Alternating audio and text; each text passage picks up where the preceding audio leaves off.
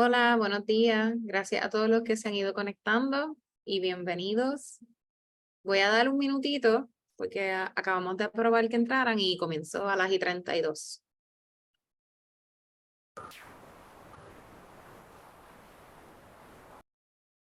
Buenos días, buenos días.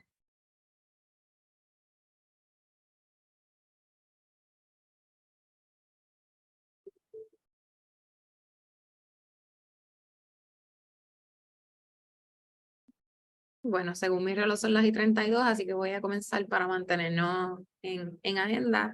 Muy buenos días a todos y bienvenidos a la serie educativa, a la sesión número 15 de la serie educativa para la revisión de los estándares de la Asociación Americana de Diabetes y el uso de la telemedicina, que surge gracias a una colaboración del Fideicomiso de Salud Pública de Puerto Rico y la Clínica Pro Health Clinical Services en Bayamón, representada aquí por el doctor Comulada, quien ha sido nuestro recurso en todas estas sesiones. Próxima. Queremos saber quiénes nos acompañan hoy. Creo que ya vi un mensaje en el chat. Buenos días, Wanda, ¿de dónde nos acompañas? Y a todos los que se quieran o puedan presentar. Día, doctora Kimberly Ramos, San Juan. Hola, Kimberly, bienvenida nuevamente. Gracias. De Humacao, gracias, Wanda. Héctor Burgos nos saluda y está desde Manatí. Creo que ahorita vi que tenía la cámara. Tiene la cámara prendida. Hola, Héctor. Un placer y gracias por conectarte. La doctora Iniabel Ramos del Pueblo de Utuado. Hola, Iniabel. Muchas gracias por conectarte. Limari Salazar desde San Germán. Gracias, doctora Salazar, por conectarse nuevamente.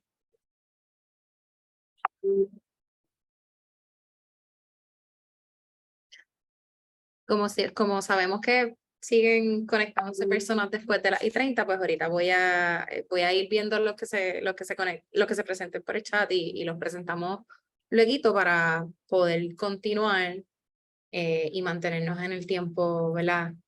Ideal. Así que si nadie más se quiere presentar en este momento, pasamos. Gracias, Melanie. Como guías generales, pues les exhortamos a que enciendan las cámaras. Siempre nos gusta verlos, ¿verdad? Y poder tener esa interacción. Pueden escribir en el chat durante cualquier momento o abrir el micrófono y participar, expresar cualquier comentario, experiencia, vivencia, duda. O pueden levantar la mano utilizando el botón que está en la parte inferior para pedir pues, un espacio para hablar.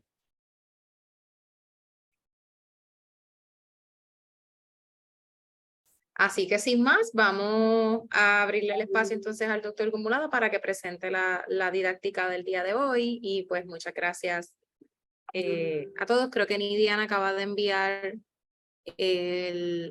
la información, el Meeting ID para que se puedan conectar por teléfono si tuvieran algún problema de conexión. Así que sin más, paso el micrófono al doctor Gumulada y muchas gracias a todos por conectarse. Espero que disfruten de la sesión. Bueno, pues muchas gracias. Saludos a todos, buenos días. Gracias por compartir con nosotros en esta mañana y principios de tarde en esta 15ª sesión de la revisión de los estándares de cuidado de la Asociación Americana de Diabetes y el uso de la telemedicina. Como saben, esto es una actividad con créditos de educación continua, por lo tanto, es importante establecer, ¿verdad?, lo que son los posibles conflictos de interés. Y aquí vemos la diapositiva donde representa la mayoría de las relaciones contractuales que tengo, ya sea con instituciones privadas, públicas, organizaciones profesionales. Y próxima, aquí básicamente estoy dejando claro que entiendo que fuera de la relación contractual que tenemos con el fideicomiso para el desarrollo de estas actividades, no tenemos ningún otro conflicto de interés, que todas las presentaciones y todo lo que esté hablando va a ser basado en el juicio personal y el conocimiento adquirido, ¿verdad?, a través de la educación y los años de práctica.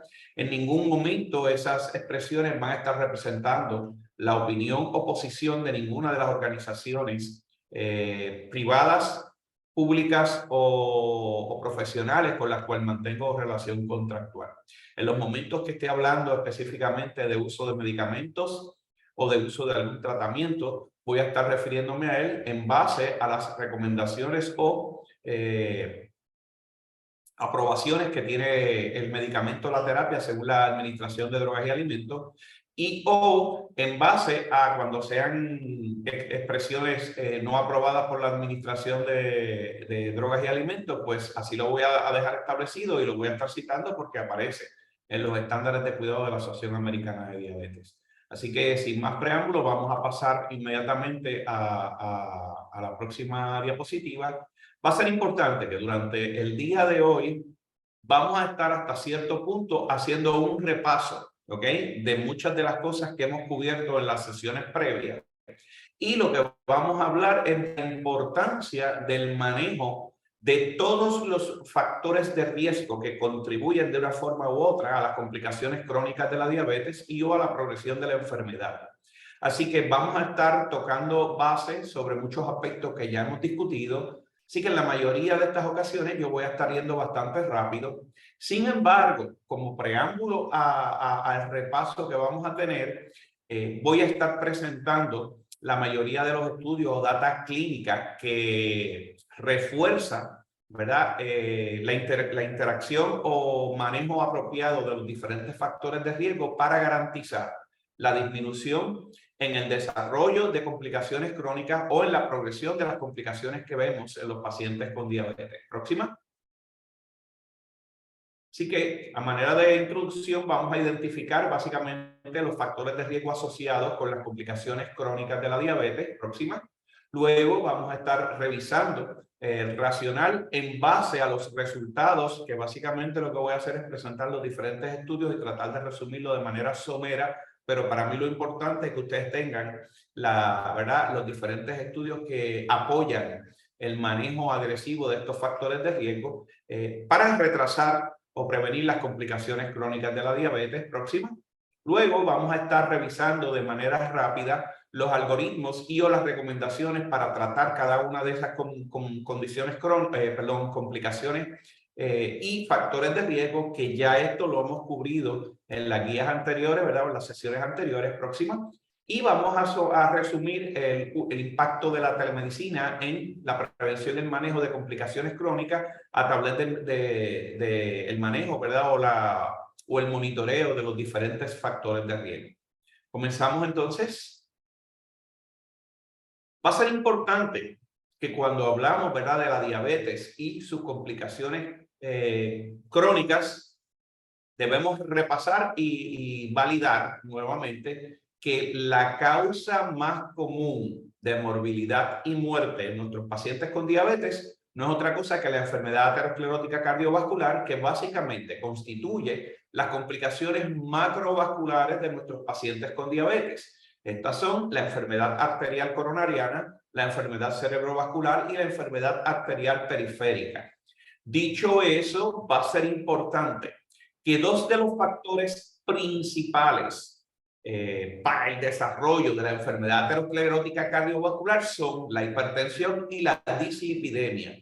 Y es importante que en orden de jerarquía los factores principales para el desarrollo de enfermedad aterosclerótica cardiovascular son, número 1, dislipidemia, específicamente por una asociación de niveles elevados de colesterol malo o colesterol de baja densidad que esté elevado por encima de los valores saludables. Número 2, el segundo factor de riesgo es la hipertensión.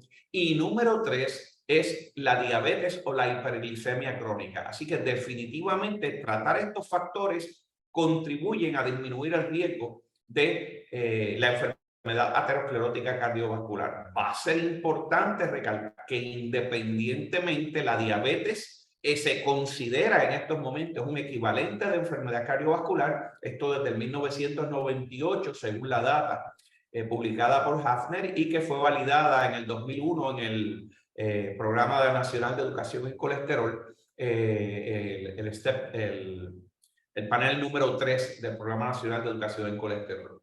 Va a ser importante también que vamos a ver que diferentes estudios han evaluado y han identificado que el controlar cada uno de estos factores de riesgo, así como la combinación de ellos, nos puede ayudar a disminuir el riesgo, ¿verdad?, de enfermedad aterosclerótica cardiovascular en las personas con diabetes, de igualmente fallo cardíaco con enfermedad aterosclerótica o sin enfermedad aterosclerótica es un diagnóstico frecuente en la población de pacientes con diabetes y tenemos que considerar el manejo de ello. Próxima. En adición a esto, tenemos que otros factores asociados, próxima diapositiva, otros factores asociados a las complicaciones crónicas de la diabetes, principalmente las microvasculares, incluyen, como vimos en las sesiones pasadas, la exposición crónica a la hiperglucemia, entiéndase los años que el paciente tiene con diagnóstico de diabetes, principalmente cuando hay un pobre control glucémico, ¿ok?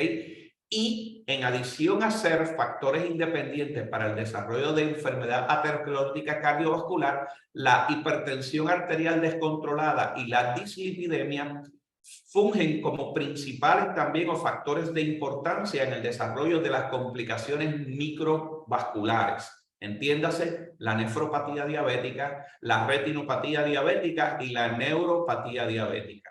Va a ser importante que en adición a esos factores de riesgo establecidos, el sedentarismo, el sobrepeso y la obesidad siguen siendo factores de riesgo para el desarrollo de diabetes, para las complicaciones crónicas, incluyendo la enfermedad aterosclerótica cardiovascular, tanto como el cigarrillo y obviamente el uso de alcohol cuando se está utilizando de una manera, ¿verdad?, que es en exceso, contribuye a aumentar el riesgo de estas complicaciones. Otro factor de riesgo que aunque se me quedó ahí es el estrés en el estilo de vida. Así que estas son circunstancias que de una forma u otra las trabajamos cuando buscamos la modificación de estilos de vida a través de no solamente la intervención de especialistas en nutrición y dietética, sino también aquellos aspectos del cuidado de la salud conductual que muchas veces utilizamos terapeutas, psicólogos, consultores, ¿verdad?, para apoyar este estilo de vida que probablemente no es apropiado. Ahora vamos a pasar a un resumen de la mayoría de los estudios clínicos que han demostrado de una forma u otra cómo ayudan a prevenir o a manejar, ya sea el desarrollo de diabetes y o las complicaciones. Si recuerdan, esto fue de las primeras 5 sesiones que hablamos y no es otra cosa que los estudios intervencionales que se han utilizado. Dieta y ejercicio y o medicamentos para tratar de prevenir el desarrollo de diabetes, ¿verdad? ¿Verdad? O progresión de prediabetes a diabetes. Vale la pena recalcar donde, si podemos ver ahí, 1, 2, 3, 4, el quinto estudio que es el DPP, el Diabetes Prevention Program en los Estados Unidos, es la base de la recomendación para garantizar o promover la utilización de la modificación de estilos de vida en la población con prediabetes para tratar de disminuir la progresión de enfermedad hacia diabetes, donde hubo una reducción de un 58% de progresión a diabetes en aquella población que intensificó sus estilos de vida versus metformin, o sea que se utilizó medicamentos y salió de mayor beneficio la intervención en los estilos de vida. Próxima. Aquí tenemos algunos de los otros estudios que han demostrado beneficios también desde el punto de vista de disminuir la progresión a diabetes utilizando ya sea o medicamentos o intervención de estilos de vida. Va a ser importante que en la mayoría de estos estudios donde se ha utilizado medicamentos, algunos de ellos medicamentos ni siquiera están en este momento disponibles para el tratamiento de nuestros pacientes con diabetes, porque la trolitazona, a pesar de que tuvo una disminución de un 55% de progresión a diabetes en mujeres con diabetes estacional, y el Avandia, ¿verdad?, que en el estudio DREAM alcanzó una disminución en el riesgo de desarrollar diabetes en un 60%, que son medicamentos que no están disponibles ahora mismo. Próxima. Aquí vemos entonces ahora todos los estudios, eso era con relación a la prevención de diabetes. Aquí vemos los estudios que garantizan o apoyan el tratamiento agresivo en cuanto a la presión arterial para disminuir el riesgo de eventos cardiovasculares o beneficios, ¿ok? Y la mayoría de estos estudios son los que contribuyen a disminuir o a alcanzar una meta de presión arterial que en estos momentos, como hablamos anteriormente, la recomendación es de menos de 130/80 en todo paciente con diabetes. Va a ser importante que, aunque no están aquí incluidos, tenemos múltiples otros estudios, como lo es el estudio renal utilizando los sartán, como es el estudio IDNT utilizando ibersartán, que demostraron que bloquear el sistema renina-angiotensina con el uso de bloqueadores de receptores de angiotensina, en estos casos el estudio renal con los sartán y el IDNT con ibersartán, pues demostraron también la disminución de progresión de enfermedad crónica renal en esos pacientes con diabetes y evidencia de albuminuria leve. Así que es importante validar que no solamente es mantener una presión arterial adecuada, sino utilizar medicamentos que demuestren un beneficio probado para disminuir los eventos cardiovasculares y la progresión de enfermedad crónica renal. De igual manera, hay estudios con estos medicamentos, así como con los inhibidores de convertasa de angiotensina, entiéndanse captopril, enalapril, lisinopril, trandolopril, que demuestran la disminución de eventos cardiovasculares en la población, ¿verdad? Con o sin diabetes, pero el beneficio de esta clase terapéutica para reducir el riesgo cardiovascular. Próxima. Desde el punto de vista de eventos lípidos, es importante validar que aquí tenemos un resumen de múltiples estudios intervencionales para prevención primaria o secundaria en pacientes con dislipidemia y la utilización de estatinas en sus diferentes dosis. Y básicamente es un resumen donde tenemos sobre 150,000 sujetos y más de 24,000 eventos cardiovasculares, y se demostró sin duda y sin ninguna duda al respecto de que por cada reducción de 40 miligramos por decilitro en el nivel de colesterol malo, tenemos una disminución en eventos cardiovasculares, ¿ok? De aproximadamente un 24%. Así que va a ser extremadamente importante, ¿ok?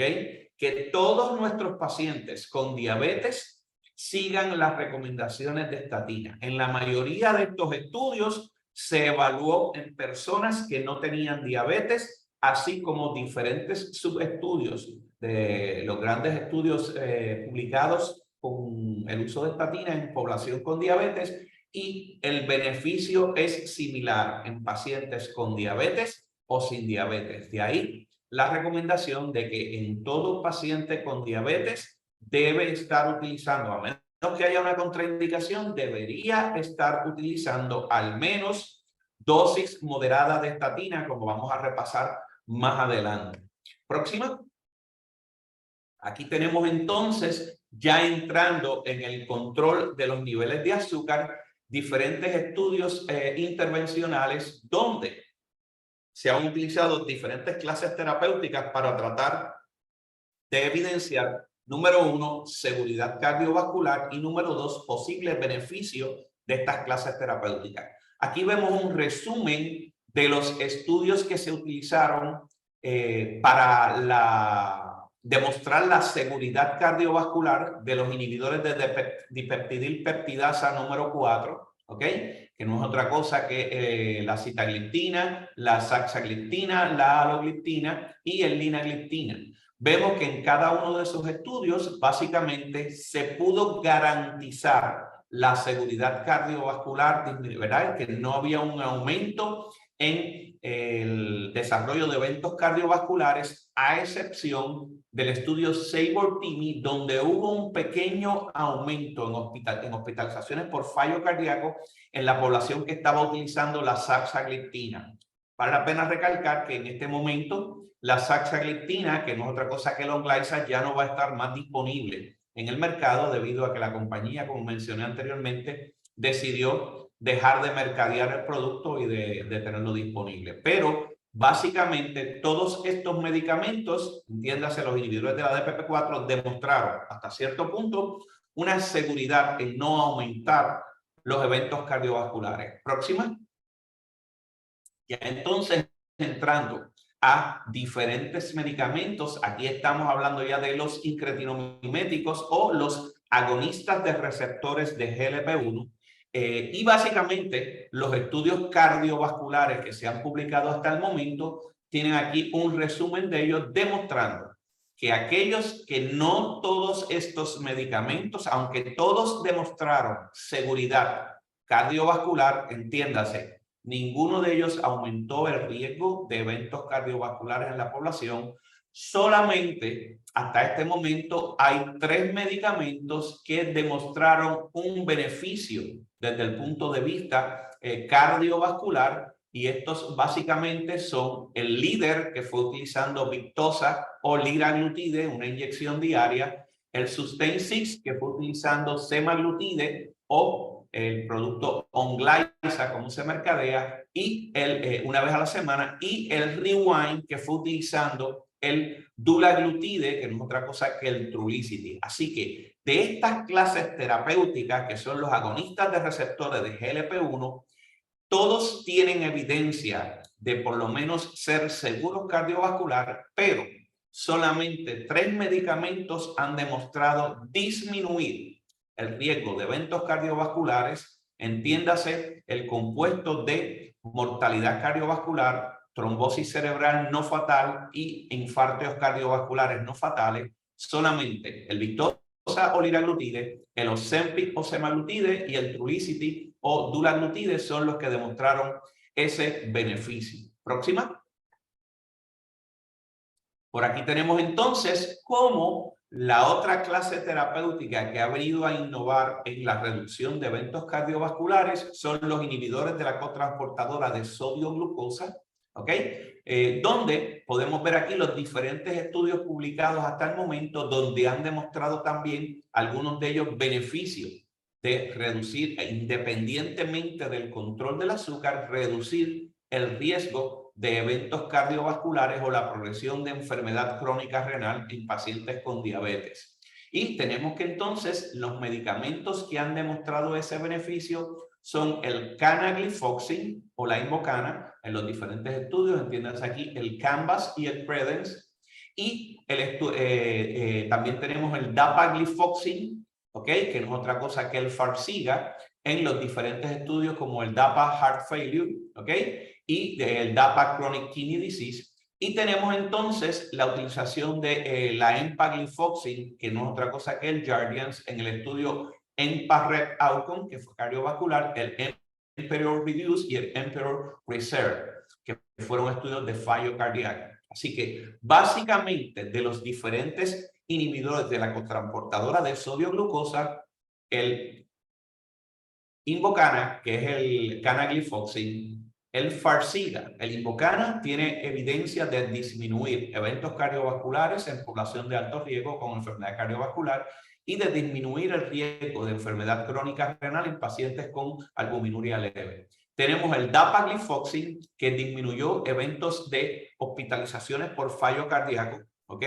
En población con diabetes y sin diabetes, y disminuyó la progresión de enfermedad crónica renal en aquellos pacientes con evidencia de albuminuria leve, ¿verdad? Y enfermedad crónica renal. Y tenemos entonces el empaglifoxin o el Jardiance, que a través de los estudios EMPA-RED y los estudios de fallo cardíaco han demostrado también disminuir eventos cardiovasculares en población con alto riesgo de enfermedad cardiovascular y la disminución de fallo cardíaco.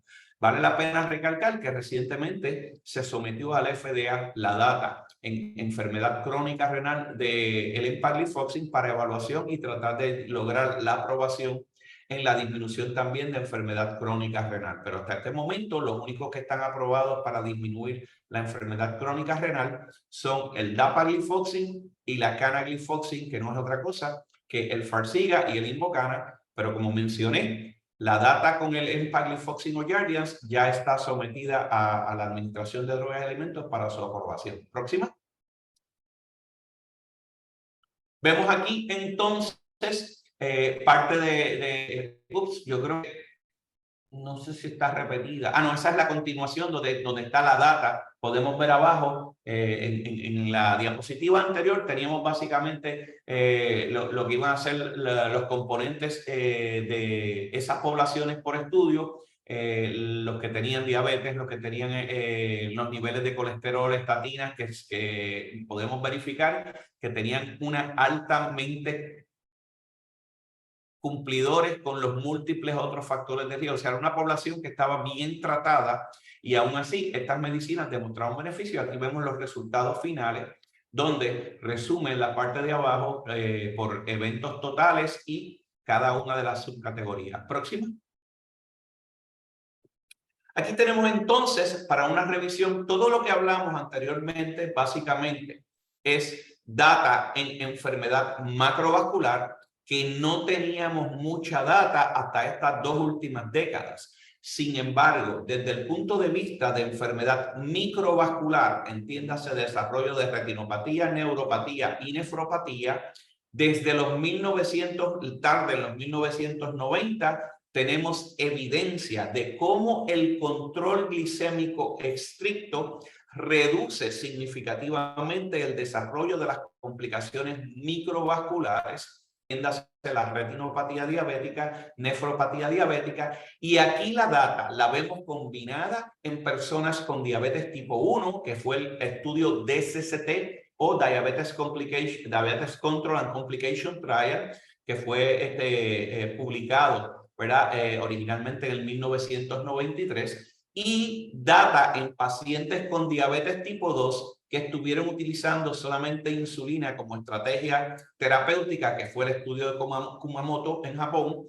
y el estudio de Reino Unido utilizando preferencialmente metformin, donde se demostró que la utilización de agentes orales llegando a un control glicémico adecuado. Ven ahí las reducciones de hemoglobina glicosilada que se perseguían, de 9 a 7 en el DCCT, de 9 a 7 en el de Kumamoto, de 8 a 7 en el estudio de Reino Unido, y como todos disminuyeron el desarrollo de las diferentes complicaciones microvasculares. En el caso de neuropatía, donde único eso fue evaluado fue en el estudio DCCT en pacientes con diabetes tipo 1. Vale la pena recalcar que aunque hubo unas reducciones en los eventos macrovasculares en estos estudios de un 41% en el DCCT y de un 16% en el estudio de Reino Unido, en aquel momento eso no alcanzaba una potencia estadística significativa, por lo tanto no se hablaba de ese beneficio. En el estudio EDIC, que es la progresión del DCCT a más de 20 años, sí se demostró que ese beneficio cardiovascular se podía encontrar en los pacientes con diabetes, pero en los estudios en pacientes con diabetes tipo 2, los estudios que se han tratado de realizar hasta ahora para demostrar cómo el control glicémico disminuye eventos cardiovasculares, han sido menos efectivos, ¿verdad? Como puramente hablando de control glicémico. Y por esa razón es que tenemos que manejar todos los factores de riesgo, como vamos a ver en la próxima diapositiva, en lo que sería, ¿verdad?, el estudio Steno 2, donde se cogió personas con diabetes tipo 2 y múltiples otros factores de riesgo, y personas que tenían evidencia de enfermedad microvascular, en este caso cuando se llamaba, en vez de albuminuria leve, microalbuminuria, y se pudo identificar que controlando adecuadamente el nivel de azúcar, el nivel de presión arterial y los niveles de colesterol, lográbamos una reducción significativa de aproximadamente un 47% de reducción en eventos cardiovasculares combinados. Así que definitivamente estas son las datas de los diferentes estudios que apoyan el manejo agresivo de los múltiples factores de riesgo para disminuir el riesgo de eventos cardiovasculares y de complicaciones crónicas en los pacientes con diabetes. Próxima. Entrando ya en las posibles intervenciones, recordar que la evidencia, y esto es del programa de prevención de diabetes, donde la utilización de modificación en los estilos de vida de una manera agresiva demostró que una reducción de entre un 3 a un 7% del peso en aquellos pacientes sobrepesos o obesos disminuye el riesgo de progresar la diabetes, mejora el control del azúcar y disminuye múltiples otros factores de riesgo cardiovasculares. Sin embargo, si logramos perder un 10% y mantener ese beneficio, esto podría causar remisión de diabetes, entiéndase, la capacidad de descontinuar medicamentos y que el paciente no tenga que usar medicamentos para el control del azúcar, así como disminuir los eventos cardiovasculares y la mortalidad a largo plazo. Una reducción de un peso de un 10% del peso inicial en aquella población sobrepeso u obesa se demostró a través de este estudio. Próxima. Va a ser importante recordar que la utilización de las estrategias para el tratamiento de y prevención, ¿verdad?, del sobrepeso y obesidad en personas con diabetes debería incluir en toda la gama de pacientes que estén sobrepeso, entiéndase que tengan un índice corporal de más de 25 kilogramos por metro cuadrado. De ahí en adelante deben intervenirse con consejería médico-nutricional y cambios conductuales. En aquellos pacientes que tengan un índice de masa corporal de 27 kilogramos por metro cuadrado o más, se debe incluir la utilización o la recomendación de farmacoterapia, ¿ok? En aquellos pacientes que tengan un índice de masa corporal de 30 kilogramos por metro cuadrado o más, se puede considerar ya en la población con diabetes la recomendación también de cirugía metabólica, como lo hablamos anteriormente. Próxima. Desde el punto de vista de nutrición, va a ser importante recordar que una vez logramos, la meta debería ser promover una pérdida inicial de por lo menos un 5% y esto entonces ser reevaluado. Aquellos pacientes que logren, ¿verdad?, deben estar enfocándonos en lograr unas estrategias de reducir la deficiencia calórica en la ingesta, ¿verdad?, de calorías diarias entre 500 a 750 y que idealmente debe haber una frecuente intervención, ya sea por especialistas en nutrición y dietética, así como en modificación de conducta, ¿verdad?, ya sea un coaching a través de los médicos de cabecera o equipo de apoyo o incluyendo psicólogos para el tratamiento de terapia conductual y lograr una frecuente intervención, principalmente esos primeros 6 meses. Próxima. Entrando ya en el manejo y la intervención cardiovascular, acordarnos que en todo paciente con diabetes debemos utilizar la herramienta para calcular el riesgo aterosclerótico cardiovascular a 10 años y es lo que utilizamos para identificar si el paciente está a riesgo intermedio o riesgo alto de evento cardiovascular y es lo que va a definir cuán agresivo vamos a hacer en las estrategias para el manejo de lípidos, así como de intervenciones o uso de medicamentos con evidencia de beneficios protectivos cardiovascular desde el punto de vista cardiovascular. Y a nuestra extrema derecha vemos ahí la importancia de que en adición a la modificación de estilos de vida y educación en cuanto a la prevención y automanejo de diabetes, cuáles son los 4 pilares para disminuir las complicaciones asociadas a la diabetes: control glicémico, control de presión arterial, control de dislipidemia, y en aquellos pacientes que califiquen por tener alto riesgo cardiovascular o enfermedad cardiovascular o evidencia de enfermedad crónica renal, utilizar medicamentos que hayan demostrado el beneficio en disminuir estas complicaciones. Próxima. No olvidarnos que desde el punto de vista de la hipertensión tenemos estrategias para el control o evitar la presión arterial en aquellos pacientes que tengan una presión arterial por encima, ¿verdad?, de 120-80 milímetros de mercurio, que las metas deben ser mantener una presión de menos de 130-80 y que en aquellos pacientes que en por lo menos 2 visitas diferentes tengan una presión arterial por encima de 130-80 deben ser considerados para iniciar tratamiento antihipertensivo, que en aquellos pacientes que tengan una presión arterial de 160 milímetros sobre 100 milímetros de mercurio, deben iniciarse en una terapia de combinación de al menos 2 agentes terapéuticos para tratar de llevarlos a la meta. Siempre y cuando, ¿verdad?, el paciente tolere los medicamentos y tenga acceso a estos medicamentos. Debe ser extremadamente importante recordar que en el tratamiento de personas con diabetes e hipertensión se deben incluir medicamentos de las clases terapéuticas inhibidores de convertasa de angiotensina, todos aquellos que terminen en pril, captopril, lisinopril, etcétera, o de los bloqueadores de receptores de angiotensina, que son los que terminan en artán, ¿ok? Ibersartán, losartán, etcétera, para como agentes de primera línea cuando tenemos diabetes y evidencia de enfermedad arterial coronariana. Próxima.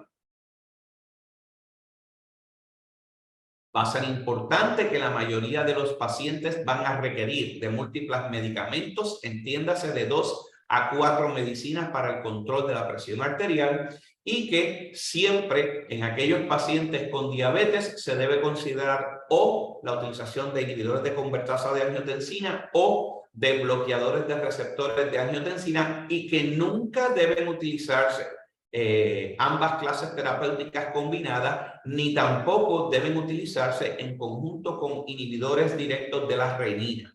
Así que esto es bien importante. De igual manera, si tenemos evidencia de que hay albuminuria moderada, ¿ok?, o severa, estos pacientes deben iniciarse con medicamentos, ya sean bloqueadores de receptores de angiotensina o inhibidores de convertasa de angiotensina. Si no toleran uno, se le debe dar la opción del otro.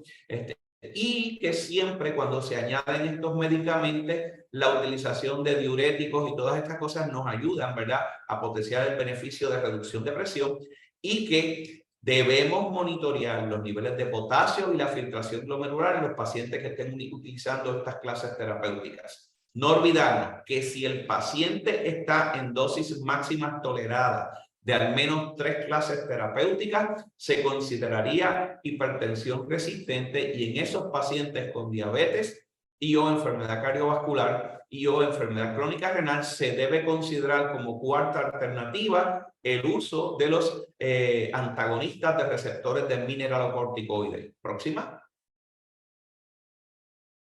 Desde el punto de vista de las estatinas, recordar que todo paciente con diabetes entre 40 a 75 años de edad que no tenga enfermedad cardiovascular debe estar utilizando al menos dosis moderadas de estatina, ¿ok?, en adición a modificación de estilos de vida. Así que recordar siempre, como yo mencioné cuando estábamos hablando de riesgo cardiovascular, yo le explico a los pacientes, si tienes entre 40 y 75 años y tienes diabetes, tienes que estar usando dosis moderadas de estatina. Fíjate que yo no te estoy preguntando cuánto están los niveles de colesterol. Independientemente de los niveles de colesterol, debe estar utilizando dosis moderadas de estatina. ¿Cuál es la razón? Tratar de disminuir el riesgo de que te mueras por eventos cardiovasculares. ¿Ok? Así que, a menos que haya una contraindicación, debería estar. Si tenemos pacientes entre 20 y 39 años con factores de riesgo adicionales, es razonable iniciar el tratamiento con estatina en adición a la modificación de estilos de vida. En aquella población que tenga entre 40 y 75 años y que tenga evidencia cardiovascular o otros factores de riesgo, no debe ser estatinas moderadas, debe ser el uso de estatinas en dosis altas. Y recuérdense que solamente hay 2 estatinas que cumplen con el término de dosis altas de estatina, que es atorvastatina, 40 a 80 miligramos, o rosuvastatina, 20 a 40 miligramos. Así que siempre que yo tengo un paciente que tiene diabetes, enfermedad cardiovascular establecida o alto riesgo de enfermedad cardiovascular, debería estar utilizando o atorvastatina o rosuvastatina en las dosis previamente mencionadas. Aquellos pacientes entre 40 a 75 años que no alcancen una meta, que tengan evidencia de enfermedad cardiovascular o múltiples factores o alto riesgo de enfermedad cardiovascular, y que en su terapia con estatinas no alcancen un LDL de menos de 70 miligramos por decilitro, se debe considerar añadir terapias adicionales, ya sea ezetimibe o las inyecciones inhibidores de los PCSK9, ¿ok? Para reducir y darle beneficio cardiovascular adicional. En aquella población de más de 75 años, si el paciente estaba previamente en estatina, debería continuar utilizando la estatina según la estaba utilizando. Si no estaba en estatinas previamente, el considerar iniciar estatinas de dosis moderada debe ser una discusión con ese paciente en términos de riesgos y beneficios. Va a ser importante que en la mujer embarazada las estatinas están contraindicadas. Próxima. Desde el punto de vista de estrategias de prevención secundaria, o sea que ya es pacientes con enfermedad cardiovascular, todos estos pacientes que tengan evidencia ya de ataques cardíacos, trombosis cerebral, enfermedad arterial periférica, deben estar utilizando estatinas de dosis alta, ¿ok? Y que va a ser importante de igual manera que la meta cuando se utilizan estas estatinas es que se logre una reducción de más de un 50% del colesterol de baja densidad que tenía de baseline y lograr por lo menos llevar el LDL a menos de 55 miligramos por decilitro. Y como dije, si no alcanzamos esos niveles con el uso de las estatinas en dosis alta, deberían considerar los medicamentos que mencioné anteriormente, el uso de ezetimibe o inhibidores de PCSK9 que hayan demostrado beneficio terapéutico. Va a ser importante que si el paciente no tolera dosis altas de estatina, debemos buscar la dosis máxima que el paciente tolere para darle el beneficio de estas clases terapéuticas. Próxima. Va a ser importante que cambiando las reglas de juego de lo que considerábamos el uso de terapia antiplaquetaria, ¿verdad? En los pacientes con diabetes, en este momento, la recomendación es que se utilice solamente como una estrategia de prevención secundaria. Así que vamos a recomendar el uso de aspirinas en dosis baja, 75 hasta 162 miligramos al día, en aquellos pacientes que tienen diabetes y que ya tienen evidencia de enfermedad aterosclerótica cardiovascular. Va a ser importante que si el paciente es alérgico a la aspirina, debe utilizar el clopidogrel gel de 75 miligramos diarios o el Plavix, y que la utilización de antiplaquetarios duales, entiéndase, uso de aspirina con la utilización de Plavix, Effiet o cualquiera de los inhibidores del P2Y12 es razonable después de un evento coronario agudo y va a depender de cuál fue la estrategia de intervención que se utilizó en ese paciente. El uso de terapia combinada antiplaquetaria dual debe ser considerado solamente en personas que ya hayan tenido intervenciones coronarias previas, que tengan un alto riesgo de trombosis isquémica, ¿verdad? O eventos isquémicos, y que tengan un bajo riesgo de sangrado para disminuir los eventos cardiovasculares. Va a ser importante que en aquellos pacientes que tienen enfermedad aterosclerótica cardiovascular estable, o sea que no están con angina inestable o que tengan enfermedad periferovascular, deberían o se recomienda la utilización de aspirina y rivaroxaban, que no es otra cosa que el Xarelto, en dosis baja para disminuir eventos cardiovasculares. La utilización de aspirina antiplaquetario como estrategia de prevención primaria se puede considerar en aquellos pacientes de alto riesgo, luego de discutir con el paciente los riesgos y beneficios y de evidenciar, ¿verdad?, de que el riesgo de sangrado va a ser mínimo, porque siempre tenemos que anteponer el riesgo de sangrado sobre el posible beneficio de prevención primaria. Próxima. Desde el punto de vista de tratamiento de la enfermedad cardiovascular, va a ser importante que en aquellos pacientes que tengan evidencia de fallo cardíaco, ¿ok?, ya sea con fracción de eyección reducida o fracción de eyección preservada, el uso de inhibidores de la cotransportadora de sodio-glucosa que hayan probado beneficios de disminuir hospitalizaciones por fallo cardíaco o eventos cardiovasculares deben ser utilizados independientemente del control del azúcar. O sea que yo puedo estar bien controlado del azúcar, pero si tengo evidencia de enfermedad cardiovascular o fallo cardíaco, me beneficio de utilizar esta clase terapéutica. De igual manera, ocurre en aquellos pacientes, ¿verdad?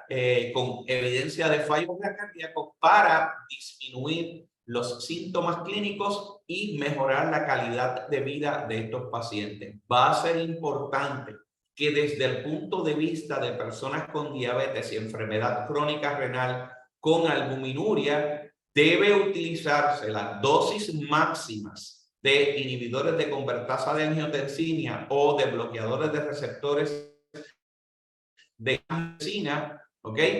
Antes de considerar la adición de los antagonistas de receptores de mineralocorticoides, como es el finerenone, ¿ok? Y que va a ser importante que si es necesario, el uso de este antagonista de receptores de mineralocorticoides ha disminuido también la evidencia de eventos cardiovasculares y progresión de enfermedad crónica renal. Próxima. Recordar que si tenemos evidencia de enfermedad cardiovascular, los ACE inhibitors o los ARBs deben estar en la gama de tratamiento para nuestros pacientes con enfermedad cardiovascular. Si tengo un paciente que ha tenido historial de infarto previo, se reconoce la utilización de betabloqueadores que hayan demostrado el beneficio de riesgo cardiovascular y deben ser continuados por al menos 3 años del evento del ataque cardíaco. Va a ser importante que de igual manera pacientes que tengan fallo cardíaco deben utilizar beta bloqueadores que hayan probado beneficios de disminuir los eventos cardiovasculares en población con fallo cardíaco, a menos que haya una contraindicación. Y de igual manera va a ser importante que en aquellos pacientes con diabetes tipo 2 y un fallo cardíaco que esté estable, el uso de metformin puede ser continuado y se recomienda que sea continuado siempre y cuando se mantenga una filtración glomerular estimada de 30 mililitros por minuto, ¿ok? O debe ser evitado si el paciente está inestable o está hospitalizado por fallo cardíaco. Próxima. Va a ser importante que por los mismos estudios que mencionamos anteriormente, independiente del control de la A1C, el paciente puede estar con un control adecuado de su diabetes. Si tiene diabetes tipo 2 y tiene enfermedad cardiovascular establecida, o tiene alto riesgo cardiovascular, o tiene enfermedad crónica renal, o tiene fallo cardíaco, esos pacientes deberían estar utilizando en sus estrategias de tratamiento inhibidores de los cotransportadores de sodio-glucosa o agonistas de los receptores de GLP-1 que hayan demostrado beneficio de reducción cardiovascular. Vemos ahí el resumen de cuáles son esos 3 medicamentos. En el caso de los inhibidores de cotransportadores de sodio-glucosa, canaglifoxin, que es Invokana, dapaglifoxin, que es Farxiga, empaglifoxin, que es Jardiance. En el caso de los análogos de receptores de GLP-1, dulaglutide, que es Trulicity, liraglutide, que es Victoza, semaglutide, que es Ozempic. ¿Ok? Próxima. Va a ser importante que desde el punto de vista de la prevención crónica renal utilicemos, ¿verdad?, el control de azúcar y presión arterial, que no nos olvidemos de utilizar, ¿verdad? No hay evidencia que utilizar inhibidores de convertasa de angiotensina y bloqueadores de receptores de angiotensina en personas que no tienen hipertensión y que no tienen albuminuria ayude a prevenir el desarrollo de estas condiciones. Así que la recomendación de la Asociación Americana de Diabetes es que no utilizamos estas medicinas para disminuir el desarrollo de enfermedad crónica renal, a menos que el paciente tenga hipertensión o que tenga evidencia de albuminuria. Próxima. Ya hablamos la importancia de mejorar el control glucémico, la presión arterial y el rol de los lípidos según las recomendaciones, ¿verdad?, de la Asociación Americana. de diabetes, recordar que los inhibidores de convertasa de angiotensina y los receptores de bloqueadores de angiotensina deben ser utilizados como regla general cuando tenemos evidencia de albuminuria moderada, entiéndase más de 30 miligramos por gramo de creatinina, y o en aquellos pacientes que tienen ya una albuminuria severa, que sería más de 300 miligramos por decilitro, y que siempre debe ser o una o otra de estas clases terapéuticas. Próxima. Va a ser importante monitorear los niveles de creatinina, así como los niveles de potasio, ¿verdad? En aquellos pacientes con estos tipos de medicamentos, incluyendo también los antagonistas de los receptores de mineralocorticoides que se podrían utilizar como cuarta opción terapéutica en una base de dosis máximas toleradas de los ACE o los ARBs.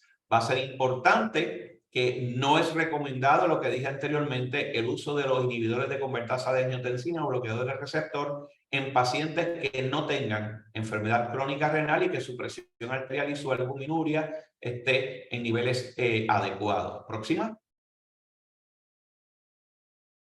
Va a ser importante que no es necesario descontinuar los inhibidores de convertasa de angiotensina o los receptores de bloqueadores de angiotensinógeno cuando tenemos una disminución, ¿verdad? Un aumento en el nivel de creatinina que es menos de un 30% en ausencia de que haya una deshidratación severa, lo cual sí pudiese empeorar el fallo renal.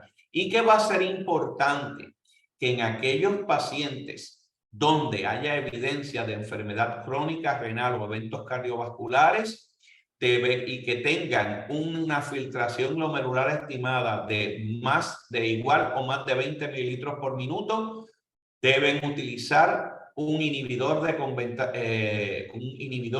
de los cotransportadores de sodio glucosa que hayan demostrado beneficio renal, como mencioné anteriormente, el Invokana o canaglifoxin, el dapaglifoxin o Farxiga, y esperamos que próximamente el empaglifoxin o Jardiance también tenga esa indicación. Próxima. Básicamente, recordar que el uso de los antagonistas de receptores de mineralocorticoides deben considerarse en aquellos pacientes con diabetes tipo 2, enfermedad crónica renal, que ya hayan estado utilizando, ¿verdad? Que el uso de los cotransportadores de sodio glucosa van a considerarse en aquellos pacientes que ya estén utilizando las estrategias previamente identificadas para reducir eventos cardiovasculares. Y que de igual manera que podemos añadir, ¿verdad? El uso de los antagonistas de receptores de mineralocorticoides, como mencioné anteriormente, cuando tenemos evidencia de la enfermedad crónica renal y hipertensión arterial, y ya el paciente está en dosis toleradas máximas, ya sea de ACE inhibitor o ARB, y de inhibidores de la cotransportadora de sodio glucosa. Próxima. Va a ser importante que en aquellos pacientes que estén demostrando evidencia de albuminuria severa, nosotros queremos que la intervención que hagamos con los medicamentos que mencionamos anteriormente logren una reducción de al menos un 30% o más en la proporción de albuminuria por gramo de creatinina. Así que esa es la meta para medir respuesta terapéutica cuando implementamos estos medicamentos para reducir la progresión de enfermedad crónica renal. Y va a ser importante que en aquellos pacientes que ya tengan un estadio 3 de enfermedad crónica renal, debemos restringir la ingesta de proteína a 0.8 gramos por kilo de peso, ¿ok? Para ayudar a disminuir la progresión de enfermedad. Dicho eso, en pacientes que ya están en diálisis, usualmente aumentamos nuevamente a 1 gramo por kilo por día, porque estos pacientes tienen un riesgo mayor de desgaste de proteínas por su condición y por su diálisis. Próxima.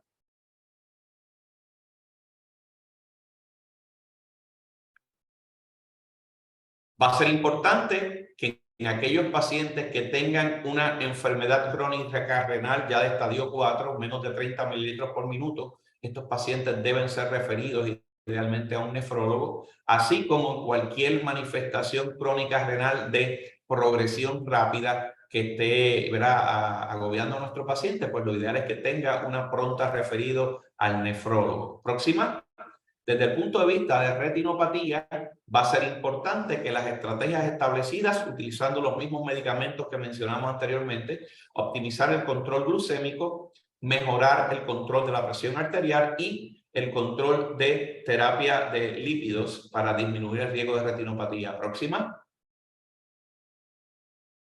Va a ser importante que lo mismo aplica a pacientes con diabetes y neuropatía diabética, ¿ok? Que son las estrategias para disminuir el riesgo de desarrollo y o progresión de neuropatía, básicamente mejorar el control glicémico, la presión arterial y el colesterol, ¿verdad? O la dislipidemia, y que es importante identificar esos pacientes con neuropatía periferal dolorosa, así como neuropatía autonómica para tratar de mejorar su calidad de vida. Próxima.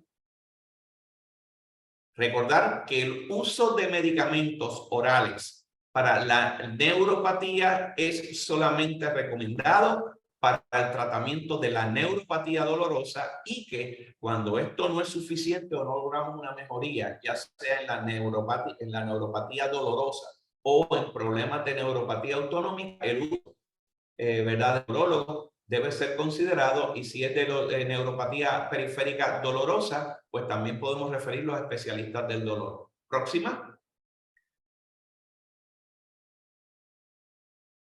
Y aquí entramos básicamente en las recomendaciones del manejo y los algoritmos de las recomendaciones de el uso de agentes antihiperglicemiantes orales, ¿verdad?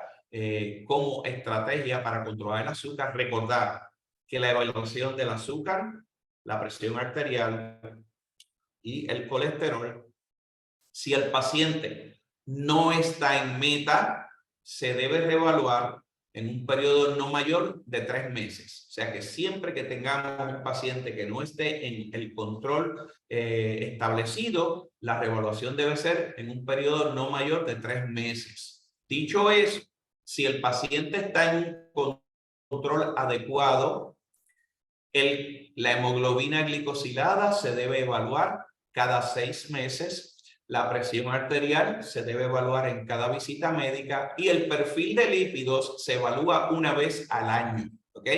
Si el paciente está en las metas establecidas y está siendo cumplidor con su régimen de estatinas, en este caso, ¿verdad?, o de tratamiento para la dislipidemia. Aquí vemos cómo vamos a utilizar los diferentes medicamentos a mano izquierda acorde de la estratificación por riesgo cardiovascular. Esto lo discutimos en la sesión de tratamiento, ¿verdad?, de enfermedades cardiovasculares y tratamiento de control glicémico. Y a mano derecha vemos utilizando las estrategias enfocándonos preferencialmente en aquellos pacientes que no tengan riesgo cardiovascular elevado, pero que estén sobrepeso u obesos. Así que usted debe seleccionar los medicamentos acorde a los beneficios demostrados, según hemos hablado en la charla anterior y en base a los estudios clínicos que presentamos. Próxima. Lo mismo ocurre con la presión arterial. Vemos aquí la utilización de las diferentes estrategias de medicamentos y cómo vamos a intervenir de acuerdo a si hay evidencia de albuminuria o no, o presencia de enfermedad cardiovascular establecida. Próxima. Recordar que desde el uso de las estatinas, solamente 2 estatinas cumplen los requisitos de estatinas de alta densidad, estatinas de alta intensidad, que sería atorvastatina o Lipitor 40-80 miligramos, rosuvastatina o Crestor de 20 o 40 miligramos. Y que las dosis moderadas de estatina son cualquiera de esas que ven ahí: atorvastatina, rosuvastatina, simvastatina, pravastatina, lovastatina, fluvastatina o pitavastatina. Pero es importante, en esas dosis que están ahí, si están en dosis que son menores de esa, no cualifica como estatina moderada y el paciente debería ser ajustado a su terapia para llevarla a que cumpla con el criterio de estatina moderada, siempre y cuando el paciente lo tolere. Si no lo tolera, se documenta en el expediente de que es la dosis más alta que el paciente está tolerando de esa estatina o de la que esté tolerando, ¿verdad? En ese momento. Próxima. Recordar que todos estos parámetros y que estamos hablando de enfermedad cardiovascular debe ser individualizada y estratificada en base a las preferencias de nuestro paciente, así como los diferentes determinantes sociales o limitación de acceso a su tratamiento. Y que todas estas estrategias de discusión con el paciente, revisar los cambios terapéuticos, implementación de nuevas estrategias de tratamiento deben ser extensamente discutidas con nuestro paciente y llegar a un acuerdo, ¿verdad? Donde el paciente sí esté aceptándolo. Esto es para garantizar el adecuado cumplimiento del tratamiento y de esa manera realmente lograr una disminución en el riesgo de las complicaciones crónicas de nuestro paciente con diabetes.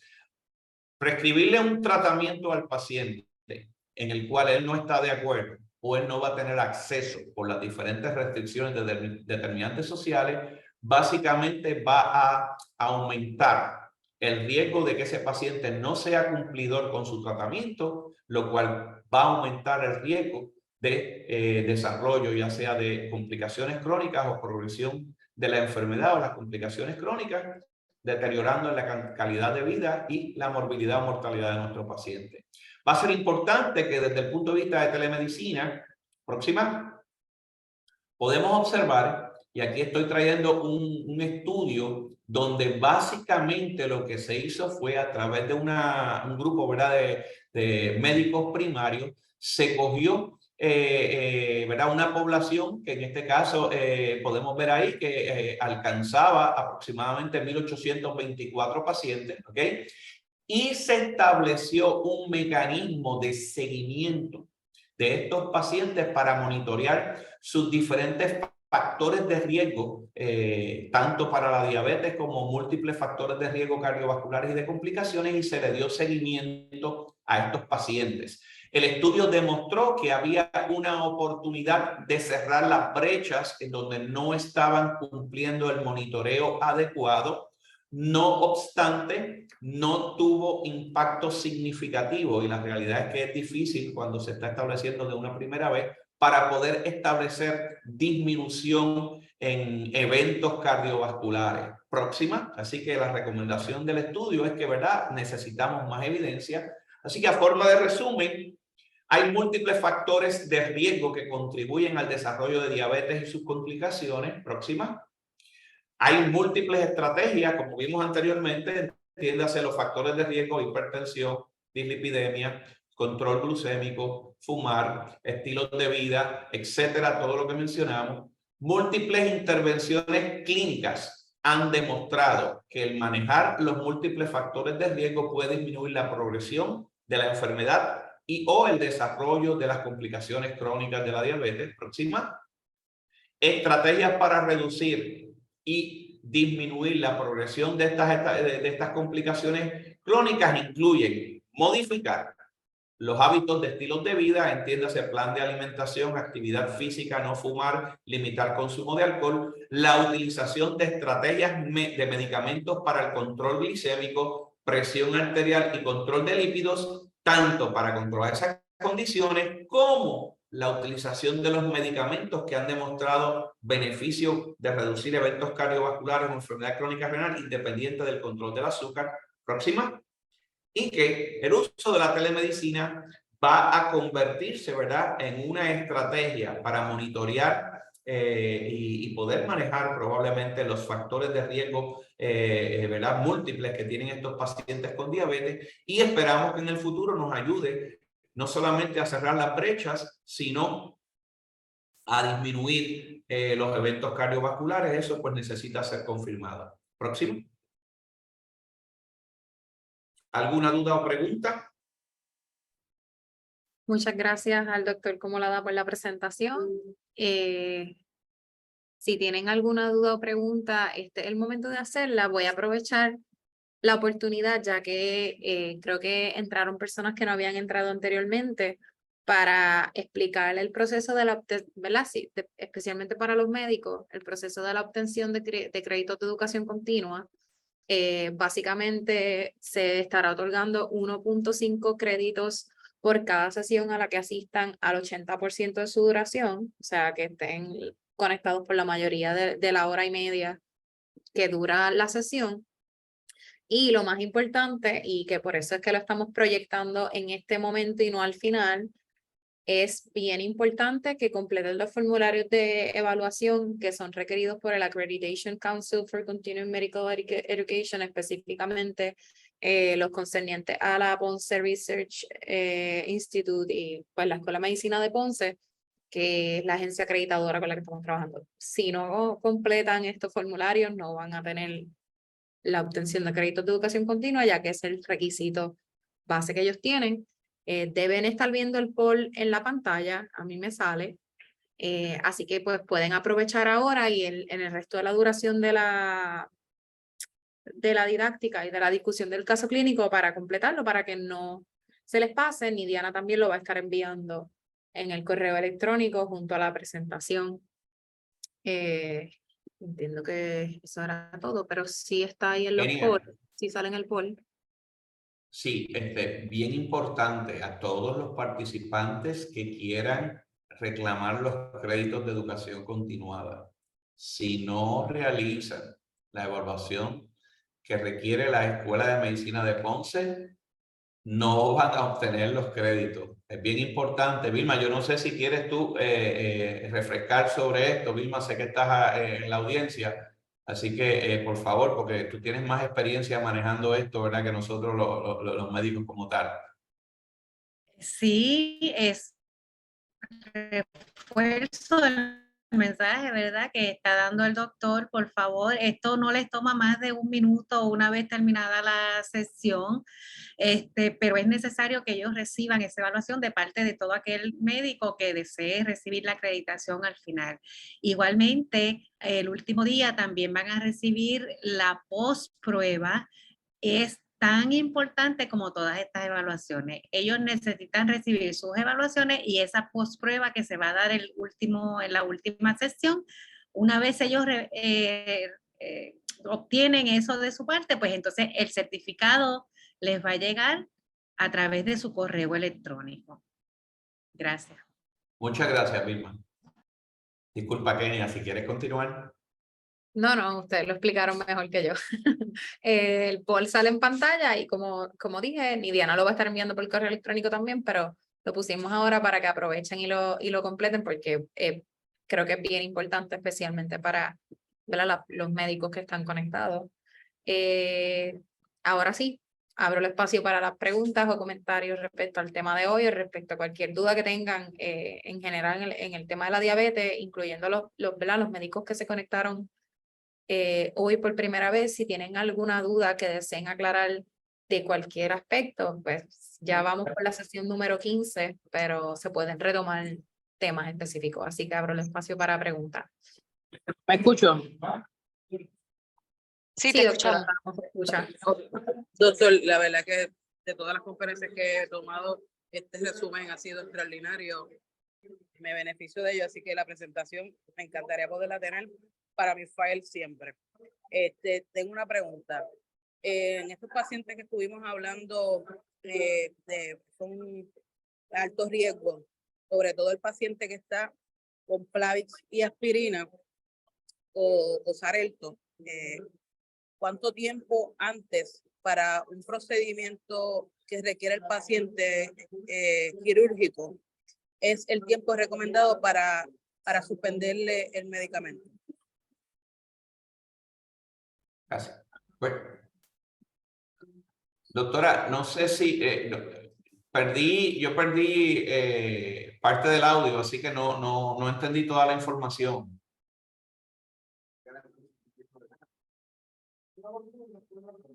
Perdió el audio. ¿Me Perdió el escucha ahora? audio. Sí, la escucho. Ahora te escucho. Bueno, ¿me pudo escuchar algo de la pregunta o no se escuchó? Bueno, entendía que estabas hablando de un paciente que está usando aspirina y Plavix. Un paciente de alto riesgo que esté en la dosis, que esté en tratamiento terapéutico tanto con aspirina como con Plavix o con Xarelto dual en estos pacientes que estuvo mencionando, sobre todo que un paciente que ya tuvo un infarto, estuvo ya en un riesgo alto. ¿Cuánto tiempo es el recomendado para suspenderle tratamiento farmacológico previo a un procedimiento quirúrgico? Pero eso, la realidad es que en la mayoría de los casos va a depender del tipo de procedimiento. Y si es un paciente que básicamente está en antiplaquetarios, entiéndase aspirina y o Plavix o Effient, usualmente tú tratas de, si requiere, ¿verdad? ¿Me escuchan? Sí, le escucho. Si requiere que se aguante los antiplaquetarios, usualmente Le escucho, va a doctor. fluctuar.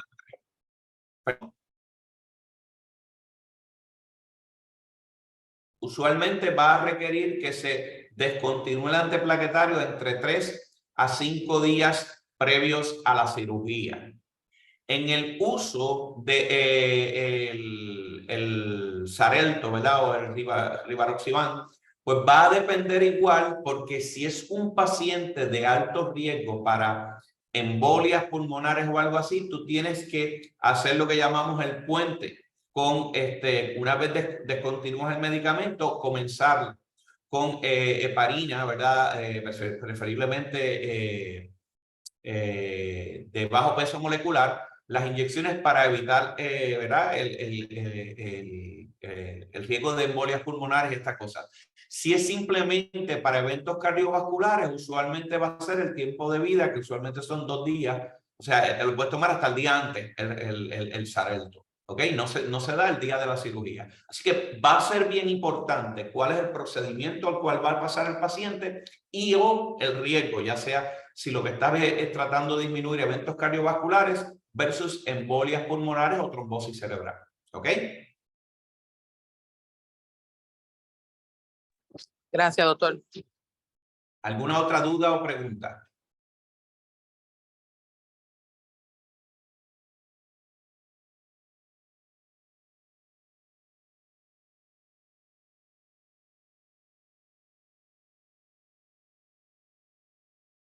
¿Algún otro de los participantes que tenga alguna duda o algún comentario?